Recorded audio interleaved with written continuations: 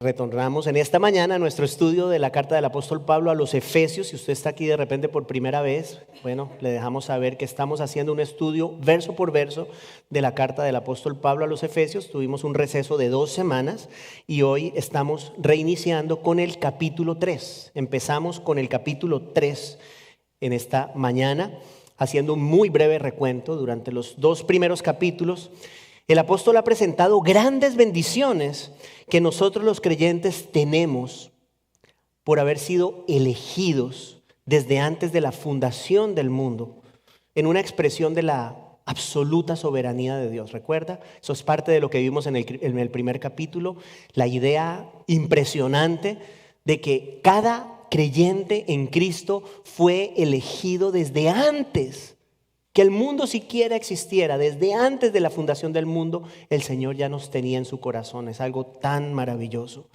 Hemos dicho que todo creyente en Cristo ha sido rescatado de la esclavitud del pecado. Todo creyente ha recibido el Espíritu Santo y todo creyente ha sido adoptado en la familia de Dios, convirtiéndose en hijo del Altísimo. Esa es otra gran real verdad que tenemos nosotros los creyentes. Somos hijos de Dios.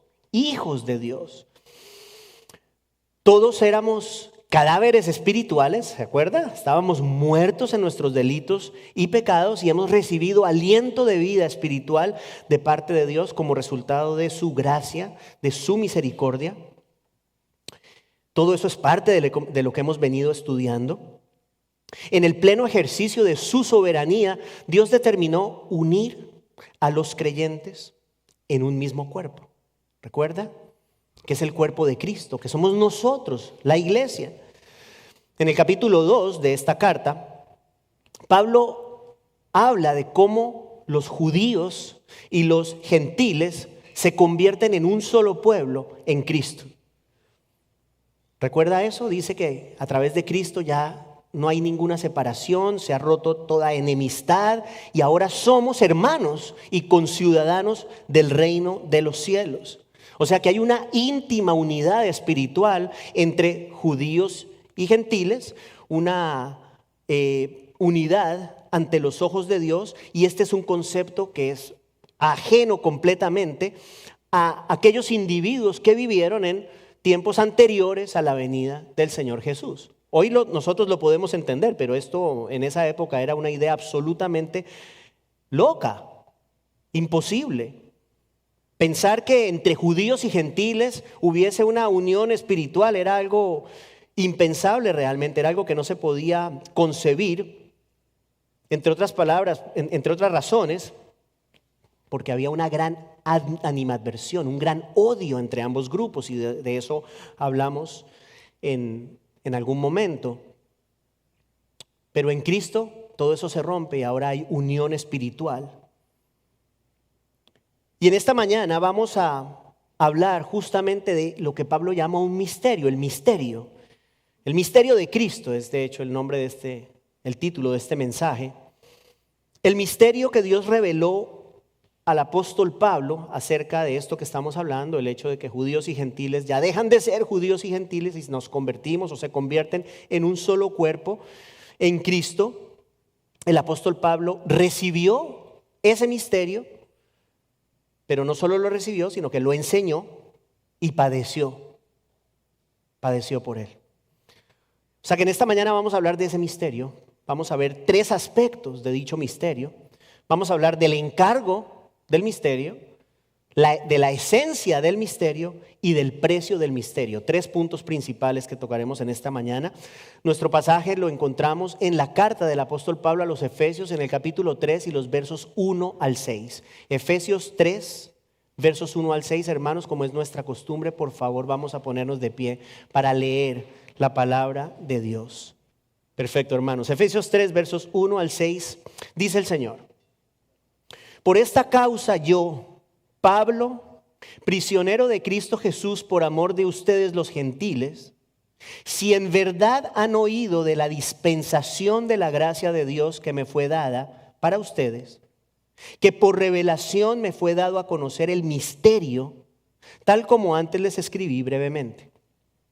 En vista de lo cual, leyendo, podrán entender mi comprensión del misterio de Cristo, que en otras generaciones no se dio a conocer a los hijos de los hombres, como ahora ha sido revelado a sus santos apóstoles y profetas por el Espíritu, a saber, que los gentiles son coherederos y miembros del mismo cuerpo, participando igualmente de la promesa en Cristo Jesús mediante el Evangelio. Es palabra de Dios, hermanos, por favor tomen asiento. Es un pasaje un poquito enredadito, creo yo, particularmente esta traducción de la Nueva Biblia de las Américas, que es la traducción que utilizamos en la iglesia, me parece un poquito más compleja. Estuve a punto de leerlo de la Nueva Versión Internacional, que me parece que es un poco más claro. No quise hacerlo pues porque es un pasaje extenso y ustedes iban a leer, los que usan la Biblia de la iglesia, de esta versión.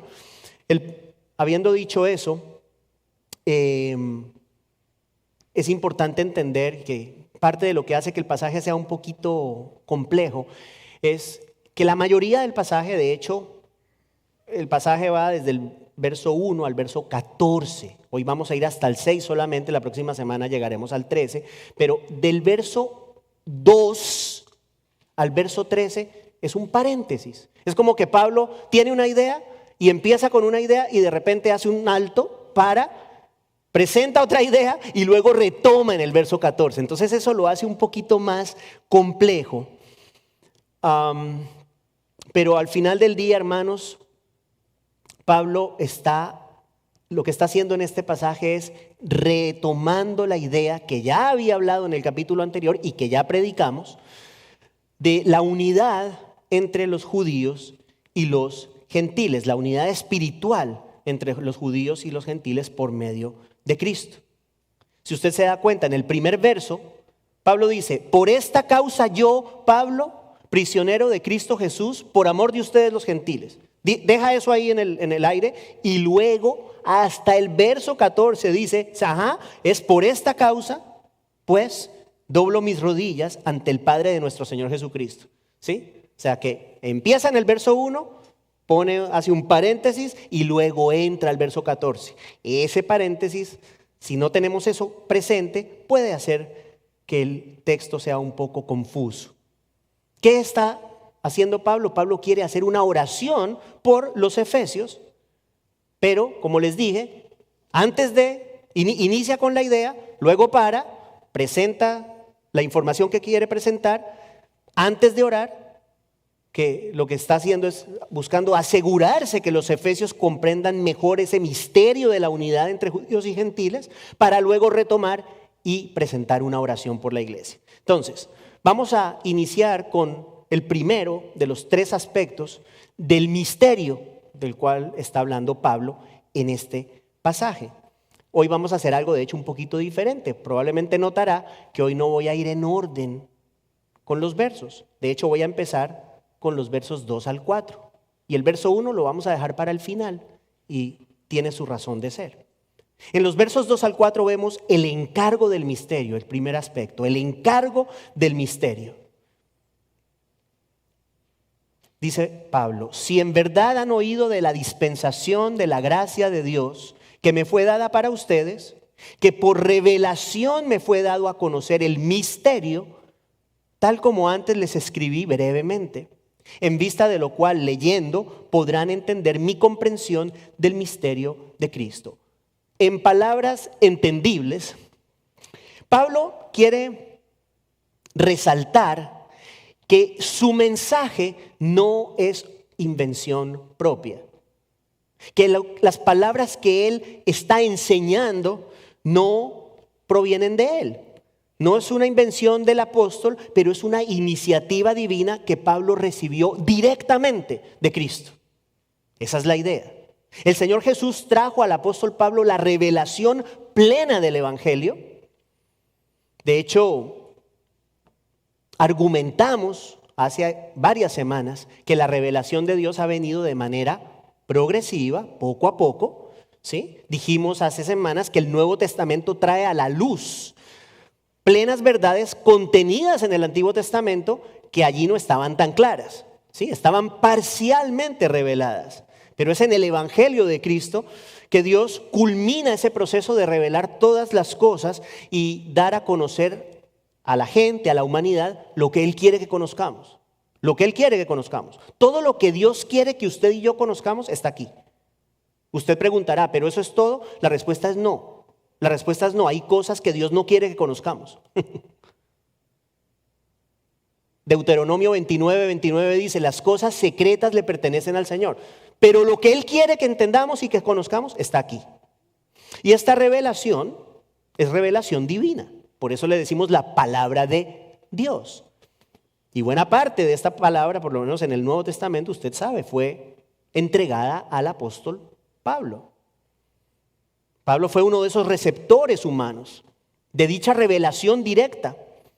Y el Señor le encargó ser un mayordomo de esa revelación. Eso es lo que quiere decir el texto cuando dice que a Pablo le ha sido dispensada la gracia de Dios. ¿Sí? Piénselo de esta manera, le ha sido encomendada la gracia de Dios. Dios ha entregado, ha dispensado, ¿cierto? La gracia, la revelación para que Pablo sea un mayordomo de esa revelación. Un administrador. Pablo era el administrador, tenía la función de administrar toda esta verdad que Dios le había revelado. Y obviamente en el contexto particular de nuestro pasaje de hoy, tiene que ver con ser mayordomo de esa revelación acerca de la unidad espiritual entre judíos y gentiles. Hago la aclaración por si no lo sabe, gentil es toda persona que no es judía. Eso es un gentil. Nosotros. Pablo fue fiel proclamando el evangelio a los gentiles. No solamente proclamó, pero formó iglesias, inició iglesias en diferentes territorios del Imperio Romano. Oraba permanentemente por las iglesias y lo que dijimos también, padeció, hermanos, padeció grandemente por causa del mensaje de salvación.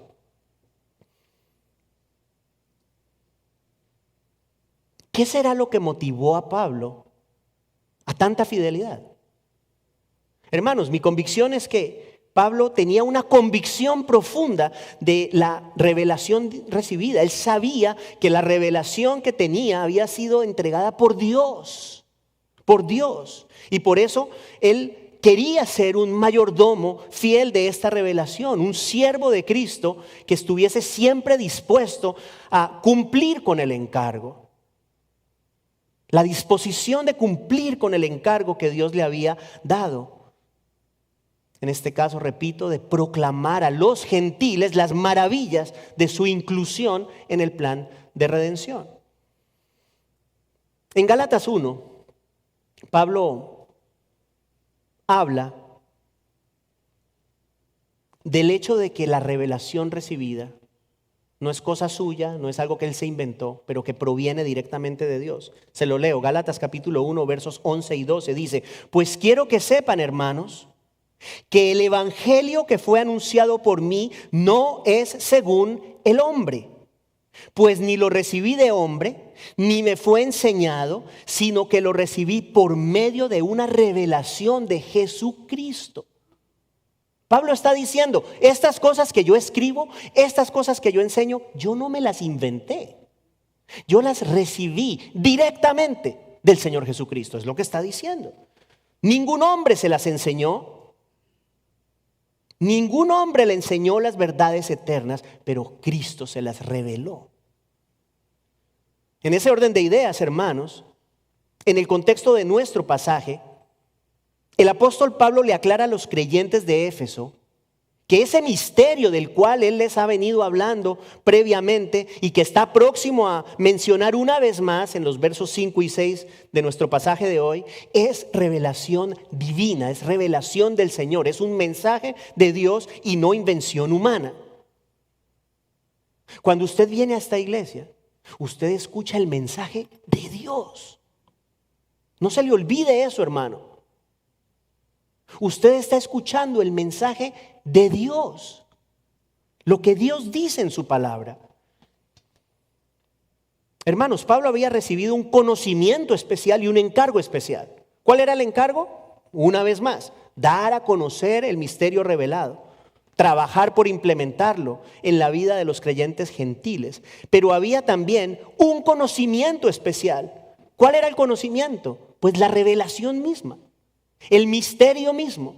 Todo lo que Dios le mostró, la persona de Cristo le mostró a Pablo, el misterio de Cristo, las cosas que no habían sido reveladas antes, el contenido de ese misterio es lo que da lugar al segundo aspecto que veremos en esta mañana. Aspecto número 2, la esencia del misterio. La esencia del misterio, versos 5 y 6 de nuestro pasaje. Leemos que en otras generaciones no se dio a conocer a los hijos de los hombres, como ahora ha sido revelado a sus santos apóstoles y profetas por el Espíritu, a saber que los gentiles son coherederos y miembros del mismo cuerpo, participando igualmente de la promesa en Cristo Jesús mediante el Evangelio. Ahí vemos que Pablo menciona la naturaleza progresiva de la revelación divina, porque está argumentando que hay información que no fue revelada en otras épocas, en otras generaciones, pero que ahora el Señor ha dado a conocer por medio de su Espíritu. ¿A quién? Dice, a sus santos apóstoles y profetas. ¿Cuál es la esencia del misterio en el contexto del pasaje? O sea, de manera general, la esencia del misterio es toda la revelación. Sí, toda la revelación, lo que vemos en el Nuevo Testamento, no solamente a través de Pablo, pero de los otros escritores bíblicos. Pero en el contexto del pasaje que estamos viendo hoy, el misterio tiene que ver con la unidad espiritual entre judíos y gentiles por medio de la fe en Cristo. Fíjese que Pablo es reiterativo. Pablo quiere que los efesios entiendan que hay una unidad espiritual, que ya no son dos grupos diferentes, pero que ahora son un solo cuerpo en Cristo. Dice en nuestro pasaje que los gentiles son o somos coherederos, miembros del mismo cuerpo y participantes de las promesas en Cristo junto con los judíos. De pronto para nosotros hoy por hoy leemos esto y bueno, no nos hace mucha diferencia de manera práctica que haya una distinción entre judíos, que ya no haya una distinción entre judíos y gentiles, quiero decir. Pero en esa época, hermanos queridos, en esa época cuando Pablo escribe esta carta, había una fuerte animadversión entre judíos y gentiles.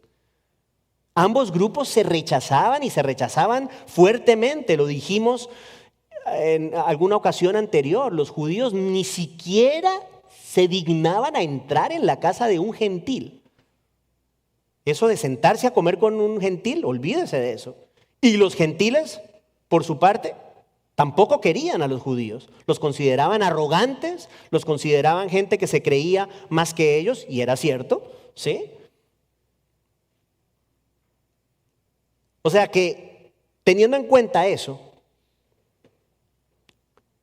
la idea de que gentiles y judíos fueran un solo cuerpo, eso no existía. Eso no cabía en la mente. Habiendo dicho de todas maneras esto, sí cabía en la mente algo que Dios había revelado previamente en las Escrituras.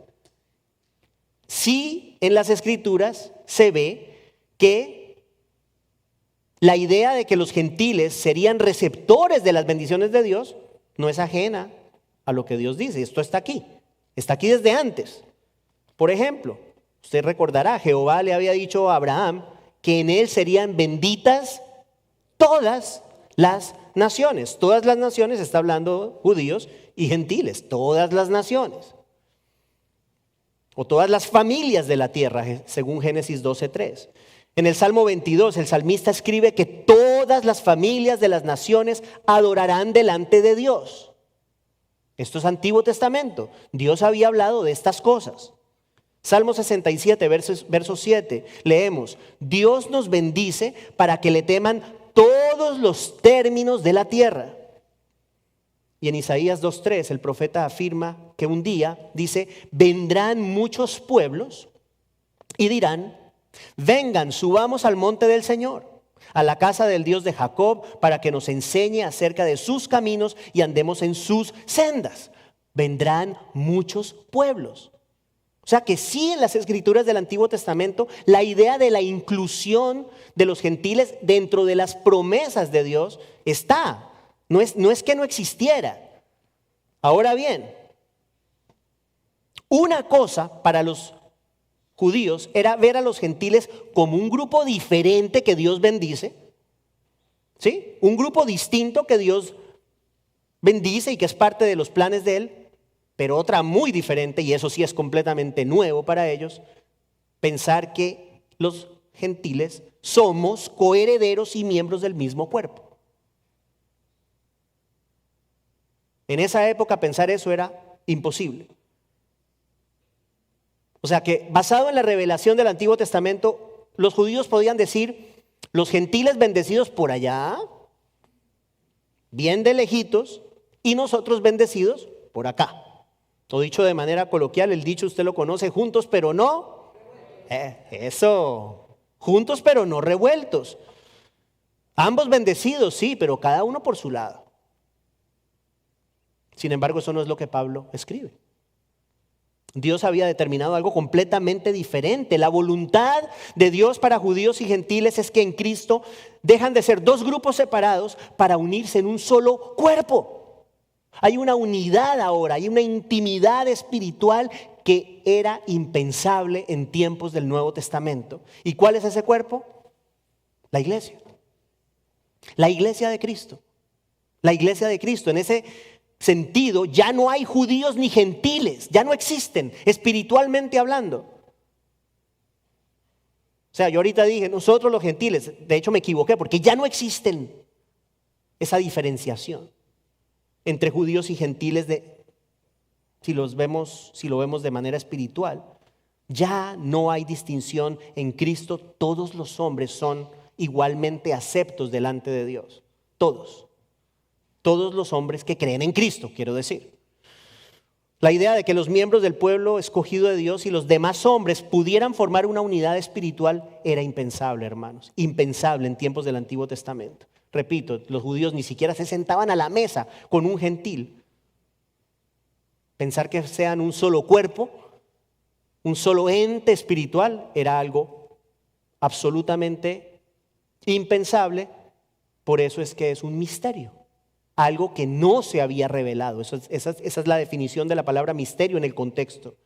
Misterio, algo que no se había revelado antes, pero que ahora Dios reveló a través, en este caso, del apóstol Pablo. Hermanos, Dios es un Dios de lo imposible.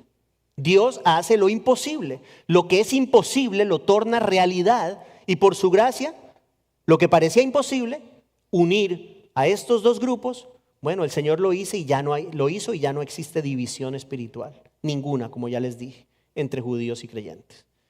¿Quién es la iglesia de Cristo?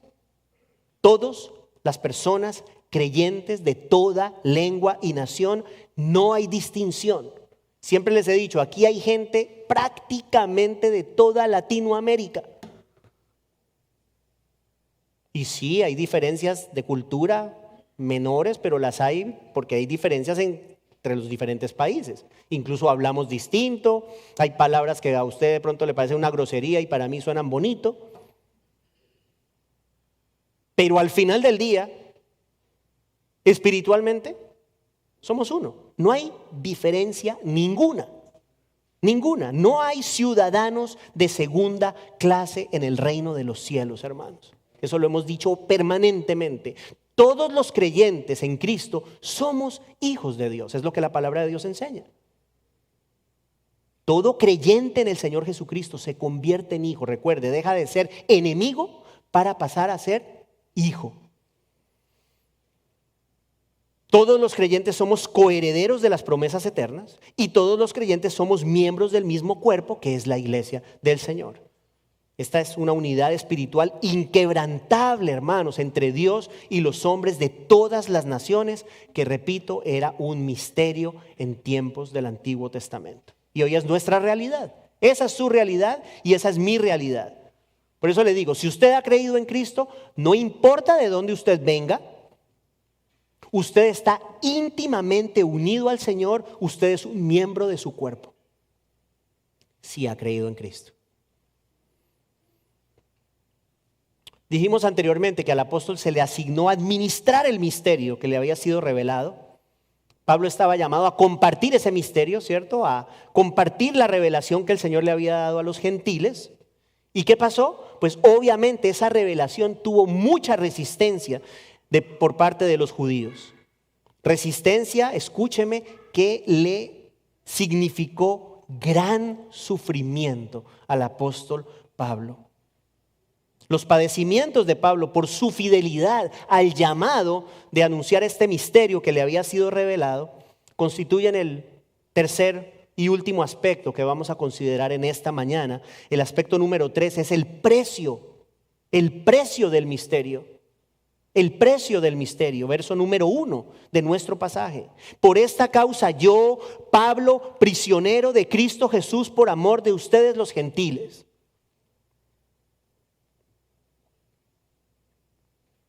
Una mejor traducción de este verso sería esta.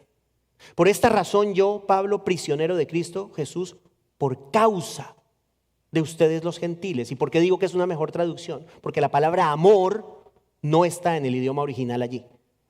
La Nueva Biblia de las Américas la puso, pero no está.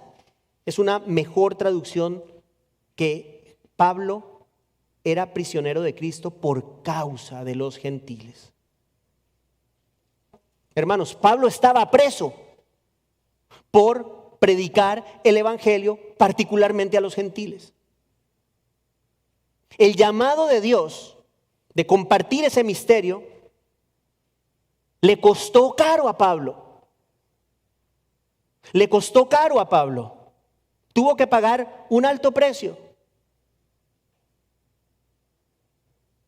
Si usted sabe algo de la vida del apóstol Pablo, recordará que antes de conocer a Cristo, él era un enemigo acérrimo de Cristo y de la iglesia. Era un hombre que perseguía a los creyentes. Era un hombre que estuvo presente y participó de manera indirecta en el asesinato del primer mártir de la iglesia, Esteban. En ese entonces Pablo no era Pablo, era Saulo, Saulo de Tarso. Era conocido como Saulo de Tarso.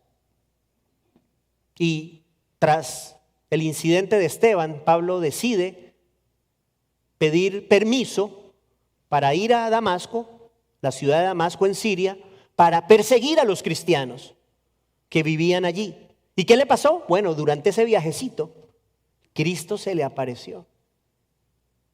¿Se acuerdan las palabras? Saulo, Saulo, ¿por qué persigues a los creyentes? ¿Por qué me persigues a mí? ¿Por qué me persigues a mí? Quien se mete con la iglesia, se mete con Cristo. Saulo, Saulo, ¿por qué me persigues? El resto es historia. El hombre cayó al piso, quedó ciego por 3 días. El Señor le dice, ve a Damasco y allí se te dirá lo que tienes que hacer.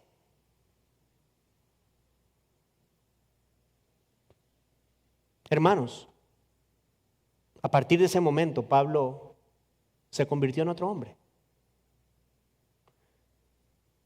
Al punto que a partir de ese momento ya la Biblia no lo llama Saulo, lo llama Pablo.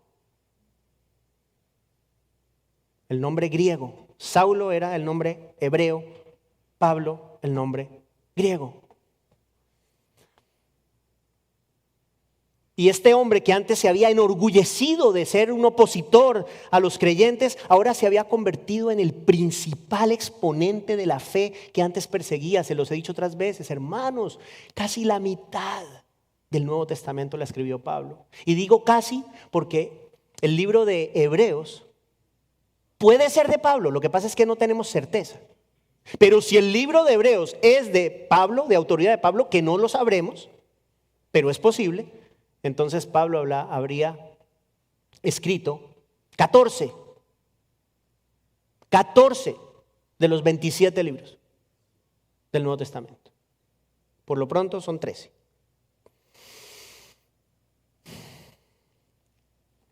¿Qué pasaba con los judíos?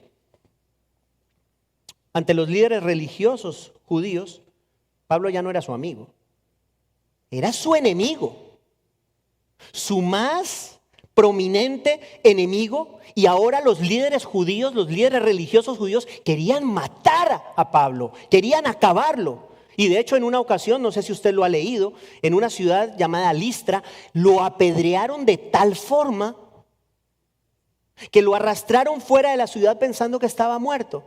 Y lo que me parece increíble es que el hombre se para y a los días estaba predicando en otra ciudad.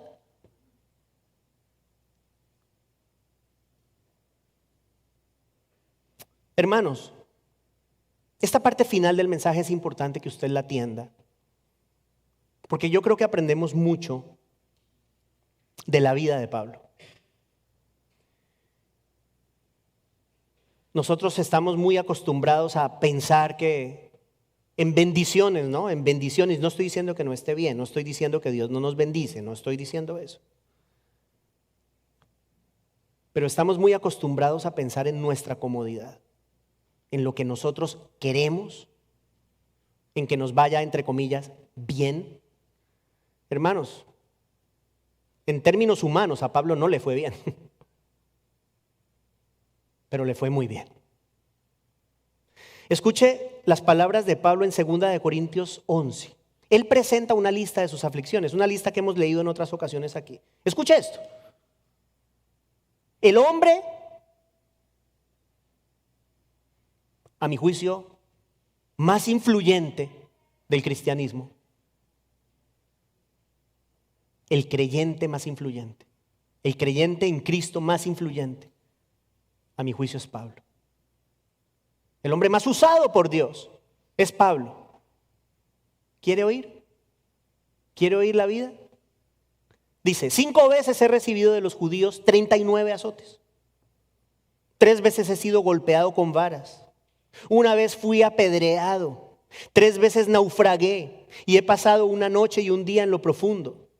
Con frecuencia en viajes, en peligros de ríos, peligros de salteadores, peligros de mis compatriotas, peligros de los gentiles, peligros en la ciudad, peligros en el desierto, peligros en el mar, peligros entre falsos hermanos, en trabajos y fatigas, en muchas noches de desvelo, en hambre y sed, con frecuencia sin comida, en frío y desnudez.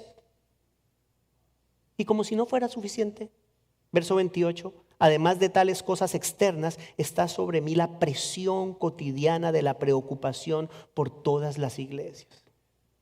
Qué vida tan cómoda, hermanos.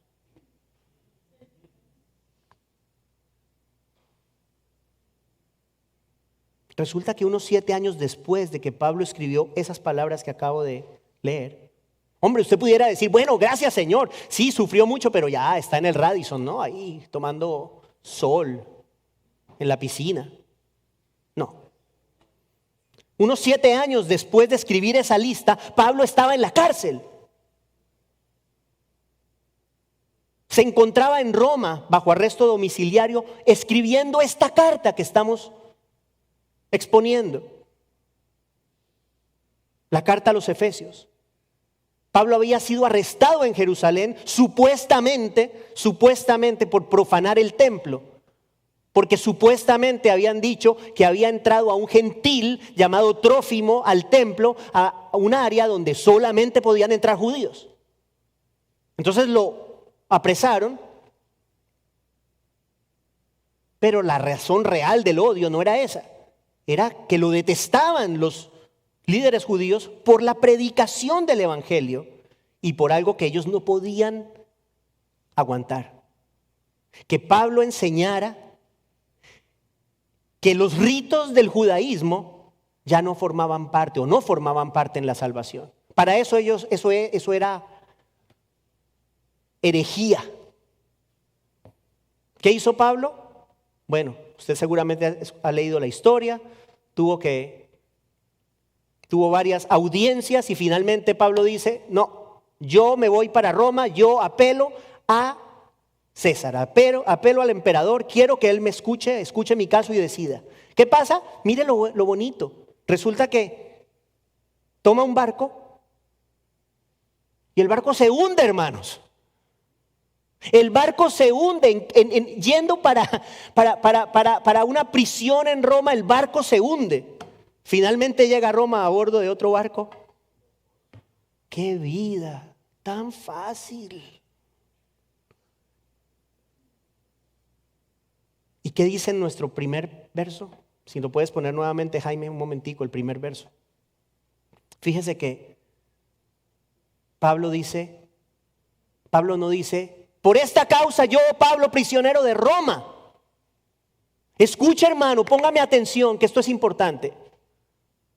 Pablo no dice, por esta causa yo, Pablo, prisionero de Roma. Pablo dice, yo, Pablo, prisionero de Cristo Jesús.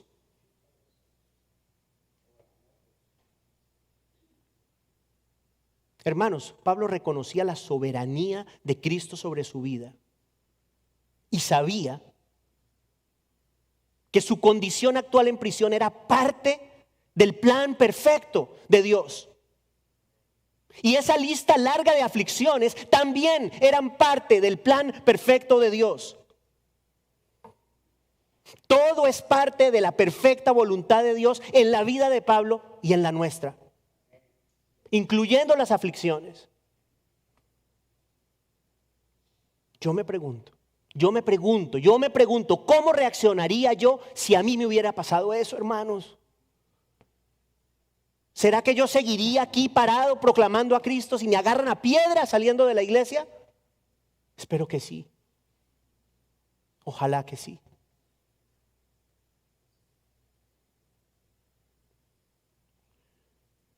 Si nos pasan cosas así, ¿qué es lo primero que pasa por la mente? Ay, Señor, ¿por qué a mí? ¿Por qué a mí, Señor? Quizás pensaríamos, no, Dios se olvidó de nosotros. O Dios no existe, hermanos. Hay quien dice, ¿no? No, si esto pasa es porque Dios no existe. O Dios no es bueno. No es lo que Pablo hace, hermanos. Yo quiero que usted sepa que usted no ve queja. No hay queja de Pablo en las Escrituras, no la vemos. Lo único que no es una queja, recuerde cuando él dice, tres veces le pedí al Señor que quitara el aguijón en mi carne. ¿Y cuál fue su respuesta? Bástate mi gracia y ya, cállate la boquita. Y eso no fue una queja realmente. Pero ya, hermanos, ya no vemos queja. No vemos en Pablo a un hombre que se queja. Tampoco vemos, escuche esto, reflejada, escuche esto. No vemos en la vida de Pablo reflejada o en sus circunstancias la falsa teología del evangelio de la prosperidad que usted seguramente conoce. La idea esa de que Dios desea que todas las personas, por sobre todas las cosas, estén libres de aflicción y que en su lugar sean ricos, sean saludables y todo les salga siempre como desean. Bajo esa perspectiva, Dios odiaba a Pablo. Si el evangelio de la prosperidad es cierto, Dios detestaba a Pablo. ¿Se acuerda? Cuando en Hechos 9, tras su conversión, Ananías es enviado para hablar con Pablo. Y el Señor le dice a Ananías, déjale saber. Básicamente le dice, él es mi instrumento escogido. Y básicamente le dice, y tiene que padecer por mí, por causa mía. El instrumento elegido tiene que padecer por causa mía. Usted podrá decir, eso es injusto. Y yo le digo, cuidado. Yo le digo, cuidado. No llame injustos los designios de Dios. No se nos puede ocurrir atribuirle injusticia alguna al Dios que es la personificación de la justicia, hermanos. Recuerde esto. El Señor nos recuerda en su palabra que sus pensamientos son más que, hermanos, más altos que los nuestros. Créame una cosa, Él sabe más que usted y que yo. Créame. Y escúcheme, es posible que usted esté en una aflicción ahorita. Es posible que usted esté pasando por grandes aflicciones. Esto le digo, hermano, Dios siempre tiene un buen propósito con el sufrimiento del creyente. Siempre. No a veces. No importa lo que estemos pasando, podemos no entenderlo. Pero sabemos que Él dispone todas las cosas para el bien de aquellos que le aman. Todas las cosas. Y el caso de Pablo no fue la excepción. Dios dispuso todas las cosas para el bien de Pablo. A través de su sufrimiento hubo bendición. Pablo estaba preso en Roma y allí desde ese arresto domiciliario, Pablo no solamente escribió la carta a los Efesios, pero también escribió Filipenses, Colosenses y Filemón. Y escuche estas palabras que él escribe a los filipenses en el capítulo 1, los versos 12 al 14. Si a usted le parece que fue injusto y que Dios se equivocó trayendo a Pablo a Roma para que fuese afligido, mire la actitud de Pablo, hermanos. Por favor, voy a leerles esto, pero no perdamos de vista todo lo anterior. No perdamos de vista la lista. No perdamos de vista el naufragio del barco. No perdamos de vista la apedreada, hasta casi hasta la muerte. No perdamos de vista que está privado de su libertad. Este hombre en este punto ya había sufrido mucho, pero mire lo que escribe a los hermanos de la iglesia de Filipos. Les dice: quiero que sepan, hermanos, que las circunstancias en que me he visto han redundado en un mayor progreso del evangelio. De tal manera que mis prisiones por la causa de Cristo se han hecho notorias en toda la guardia pretoriana y a todos los demás. La mayoría de los hermanos, confiando en el Señor por causa de mis prisiones, tienen mucho más valor para hablar la palabra de Dios sin temor. La aflicción de Pablo Dios la utilizó para traer convencimiento, convicción a otras personas que empezaron a predicar la palabra. Entonces, se hubiese podido pensar, no, la palabra estaba presa. No, no estaba presa. Pablo ahí estaba evangelizando a los guardias. Y por fuera había más gente predicando ahora el evangelio sin temor. Dios sabe lo que hace. Podemos estar pasando por problemas. No importa los que sean. Si usted es un cristiano, Dios sabe lo que hace. Y lo que quiera que esté pasando en su vida, Él sabrá utilizarlo para bien. Esa es nuestra certeza, porque es su promesa. Es lo que Él promete. Hermanos, Pablo estaba pagando el precio de su fidelidad y la pagó. Pero para él esto era motivo de gozo, no de queja. Pablo tenía claro, como se lo dijo a Timoteo, su discípulo, dice que todos los que quieren vivir piadosamente en Cristo serán perseguidos. Pablo en ningún momento dijo, si seguimos a Cristo la vida se pone fácil. Dijo lo contrario. Todo el que quiere vivir una vida piadosa en Cristo Jesús va a ser perseguido. Todo. De repente a nosotros no nos persiguen hoy por hoy como lo perseguían a Pablo, pero hay otro tipo de persecuciones. Hay otro tipo de precio que se paga. Todos pagamos un precio, quiero decirle, todos. Todos. De repente para usted el precio está en su trabajo. Usted es el tonto que cree en Cristo. Usted es el bobo que no se emborracha con los compañeros. Usted es el tonto que no le es infiel a su esposa. De repente usted es un estudiante en la universidad, en el colegio. Usted es el bobo que no consume droga con los otros. Usted es la tonta que no se acuesta con todos los compañeros. Hay un precio. Siempre hay un precio. Y debemos estar dispuestos a pagarlo. Es un privilegio sufrir por causa de Cristo. Y Pablo entendía eso. Escuche, ya terminando. Por eso, porque él entendía eso, desde esa misma prisión en Roma, vuelve y les dice a los filipenses estas palabras. Les dice, porque a ustedes se les ha concedido por amor de Cristo no solo creer en Él, sino también sufrir por Él. Hermanos, se nos ha concedido creer y sufrir. Tanto creer como sufrir por Cristo es un privilegio que Dios nos da.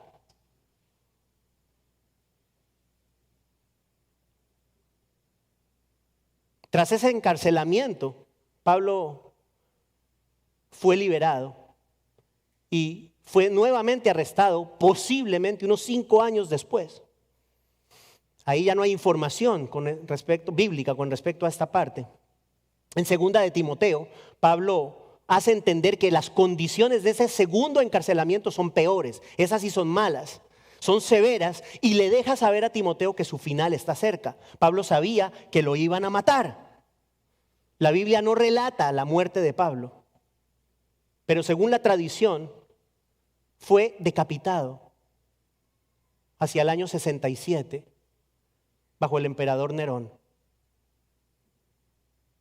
El fiel siervo de Cristo que padeció todas estas cosas terminó decapitado.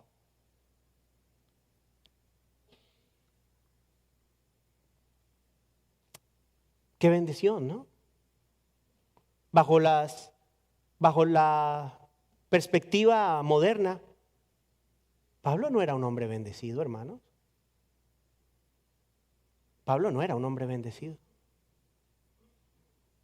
Resulta que Pablo fue un hombre grandemente bendecido porque entendió que su ciudadanía está en el cielo, no aquí.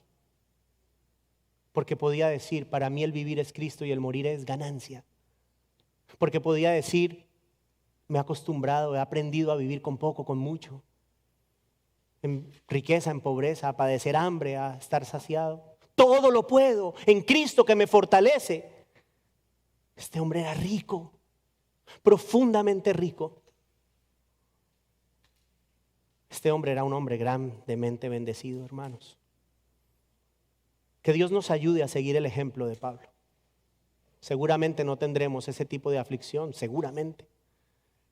Pero que cualquiera que sea la aflicción que llegue a nuestra vida por motivo de la fe en Cristo, nosotros estemos dispuestos a padecer con gozo por causa del Señor.